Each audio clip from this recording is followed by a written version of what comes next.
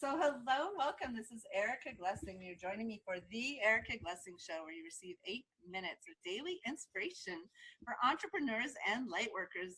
And my next guest is so inspirational. He speaks and he travels and he teaches people about athletes, and he was a professional athlete himself. I am very delighted to have with me, and we're going to tell you a little bit more about. He might even share where he played. So welcome, Corey Jackson. How are you today? Hi, Erica. Thanks for having me. Yeah, I'm so glad to meet you. And tell me a little bit about this, like helping people work with athletes. Like, what kind of gave you the inspiration for that whole business model? Yeah, so the name of my company is Quirks, and we're a private app for professional athletes. We really focus on connecting athletes and brands and companies in ways that allow them to work together and just creating new opportunities. So the idea came to me basically our personal experience.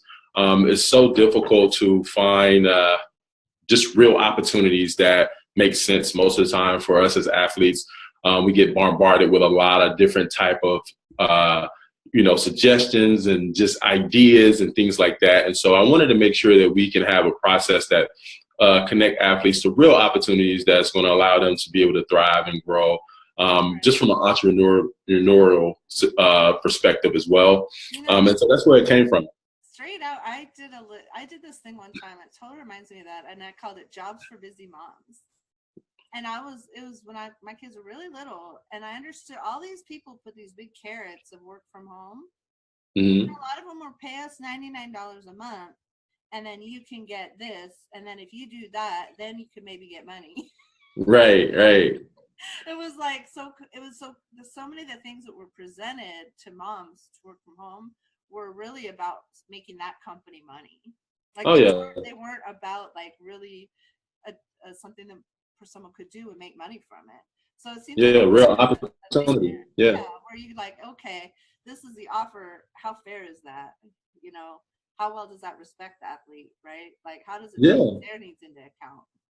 Absolutely, and obviously, athletes have such a small window to be an athlete and to take advantage of just the platform that they do have, and so you don't want to waste it on this frivolous opportunities that are not going to benefit you in the long run. A lot of times, people don't realize how fragile an athlete's career is and how short it could be. So you don't want to spend a lot of time doing things that are not going to add value to you. I have to ask you about your start. You know, your story is so compelling, and I want to tell you guys, Corey is on LinkedIn, and just go get his videos, go listen to him. I don't even care what business you're in, because if this doesn't turn you up, if this doesn't inspire you, honestly, tell us a little bit about that beginning. Yeah, yeah. My whole story is all about picking yourself. I never was the most likely person from an academic standpoint, from an athletic standpoint. Grew up with not having a lot. Struggled through high school. Didn't get offered any athletic scholarships. Was working at Walmart. One day got fed up. Bought a one-way bus ticket to this junior college in the middle of Texas.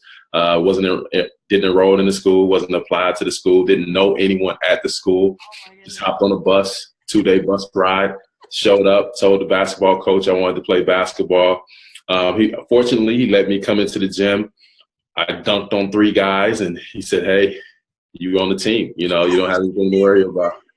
Um, First he says, you know what, I got 26 guys, right? First he's all, you know what, I'm full. And then he watches you for 5 minutes. He's like, you know what? Well, and you're right, Erica. Like, it's funny how you can turn a no into a yes. I mean, literally, he told me initially that I have 26 guys on the team. I don't have any positions. I Right. don't have any scholarships. He told me every no that he can tell me. Um, You're but like, I don't want to hear that. but at the end of the day, like, you get the final say, and that's why I say you get to pick yourself, because for me, it was just showing up and showing him what I was capable of doing. And it didn't take long for him to understand that this was different, and I Wow. was not willing to leave without that scholarship. Wow. You know, Yeah, it's that whole philosophy of when something seems like a no, and then you can morph it into opportunity. That's such a it's something that really I found when I started talking to people without prejudging everyone I talk to. Like, they're going to be a no, they're going to be a no, they're going to be a no. Oh, I want to talk to them. When I started putting my messages out differently, it was so surprising the people that were a yes. It isn't always what you think, you know? Yeah, absolutely. And then also, like with no's, I learned not to take them personally. Sometimes we take it so personally that it ruins our drive to keep going because we like are devastated by the no. But you can't take it personally because, you know, really they don't know you and you have to prove yourself every time. And so it's your responsibility to continue to prove yourself so that you can get the yes that you're looking for. So how did you get from community college in Texas to the pros? Yeah. Really interesting. So I earned a scholarship to the University of Nevada when I left Ranger College. That was the name of the junior college I was at. And I played basketball there, and I was one of the top rebounders in the nation. And so I had this excellent basketball career at the University of Nevada, averaged a double-double. I'm thinking I'm going to get drafted into the NBA, but I don't get drafted. And so I have this thing where I say, draft day comes. Yeah, draft day comes. No one calls my name. And so, but I get invited out to LA to play in the pro league, to have an opportunity to play in front of a lot of the scouts so that I could come in as a free agent. Did really well, didn't get selected, right? And so I went back to the University of Nevada because I still had some time left to finish my degree. Right. And that's why I tell people every disadvantage is your advantage. I wasn't great academically, so I was really slow. Reading was a big problem for me. And so for that reason, I had more school left to do. And because I had more school left to do, one of the football coaches said, "Hey, man, you should try football. You have, more time left in school, and you can, you should try it." Eligibility, right? So And so, and so I did. I went out, tried it, was horrible at it, didn't do well at all. I mean, it was so bad that a group of my teammates kind of pulled me to the side and said, "Hey, listen, you got offers to go play basketball in Europe, man. You should go do that, right?" And so I ended up getting my first tackle the last game of the season, right? And it was just this is funny thing because after that, I'm focused back on basketball. And one day I get a phone call, and it's one of my football coaches. And he says, "Hey, man, I have 30 NFL scouts up here asking about you, and they want to see you work out." And it just went from there. I did a workout, and my phone started ringing off the hook. Agents started calling. It was just amazing. That experience happened. And I tell people all the time, man, less than, 5 years after, deciding to change my life, get on that bus and take that chance, I ended up in the NFL, right? And, living out a dream.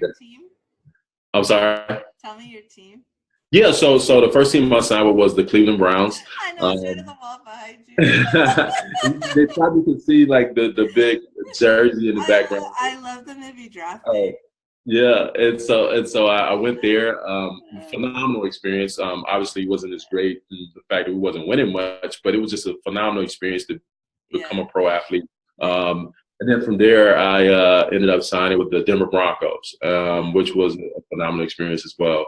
But the underlying theme is always you can pick yourself. You don't have to wait for someone to pick you for you to accomplish things or for you to be successful. You just don't have to wait, pick yourself. I want to circle back to people who pitch services to athletes.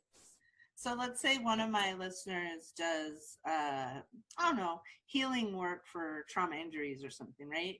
And she wants to get hired, not by a team per se, but by how would she position herself to be seen by athletes? And I know you did a video on it. It was something like offer something they need right now. I don't remember the details.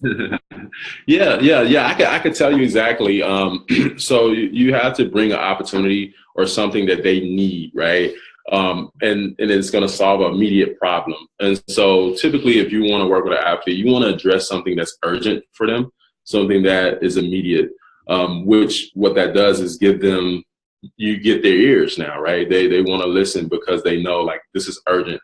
And so when you're talking about physical or body and so if you have an athlete that have certain things going on and you're saying, hey, we can provide a solution for that and we can do it right away, that gets their attention. The next thing is just not having a whole lot of expectations because people kind of start bringing pressure on athletes to, work with them. And so you don't want to create that type of environment where it's pressure, because we're getting hit from every angle all the time, it's right? more like the attitude of, well, it's kind of like for me when I sign someone to my podcast program, like I'm not attached if they say yes. I'm joyful if they say yes. I want to help them make a podcast.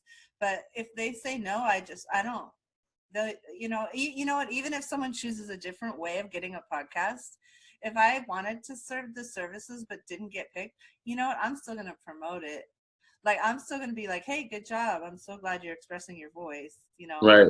So I stay in that place of like not really being attached. Like if I'm the right person, cool. But then Absolutely. not burning bridges. So sounds like that's a good way to go. And I think that's probably true with almost every business, every entrepreneur, is not to take the no's personally or stay even. And what else? There's one more key point. I think we're back. All right, we're back. Yeah. So maybe since there's another key point. Be different, something like that.